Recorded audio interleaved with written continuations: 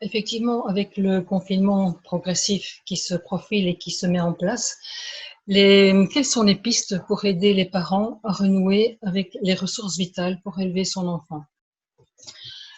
Pour les devenants parents, ce qu'ils avaient imaginé, pensé, attendu de ce moment de rencontre, de ce moment si particulier qu'est la mise au monde de leur bébé, a été complètement chamboulé du fait de la réalité inhérente aux mesures sanitaires liées au Covid-19.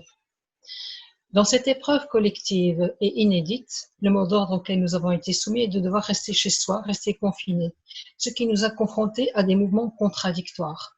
Se protéger, protéger l'autre, mais en même temps, cela a été source de grandes inquiétudes.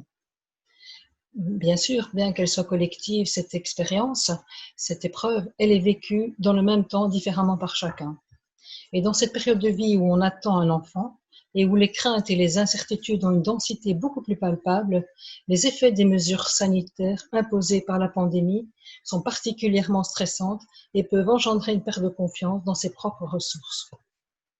À cela s'ajoute l'incertitude, l'imprévisibilité, l'insécurité inhérente au manque de connaissances établies par sur le virus, et à l'évolution de la pandémie, source aussi d'inquiétude quant aux semaines à venir et aux mois à venir. Le futur n'est pas clair. Les projets, les perspectives restent floues. Les directives sanitaires de garder les distances restent de mise. Et actuellement, on ne sait toujours pas quand il sera possible d'avoir des contacts physiques spontanés avec les autres, avec les proches, débarrassés de la crainte de transmettre le virus ou d'avoir soi-même le virus.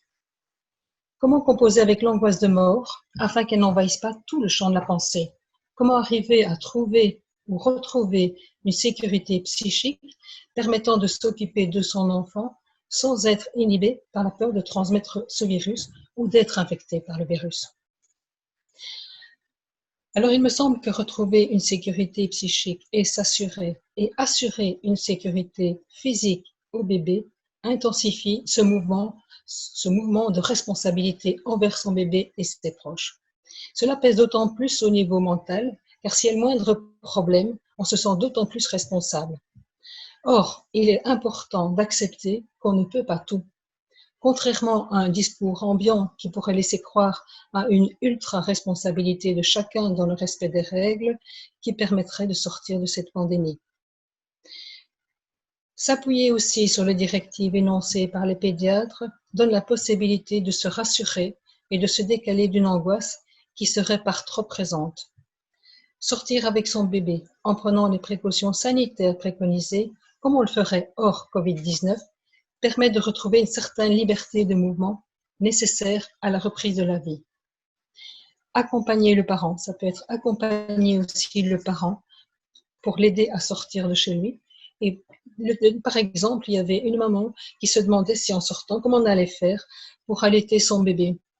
Et au fond, ce qui est ressorti du groupe de parole en discutant avec les autres parents, c'était de penser pouvoir promener son bébé dans le parc et en ayant la possibilité d'aller dans sa voiture pour avoir un endroit où pouvoir allaiter son enfant. Et donc, cette idée-là qui a pu émerger au sein du groupe a permis à cette maman de pouvoir sortir et de pouvoir retrouver une certaine liberté et au fond une certaine confiance en elle pour pouvoir être à l'extérieur.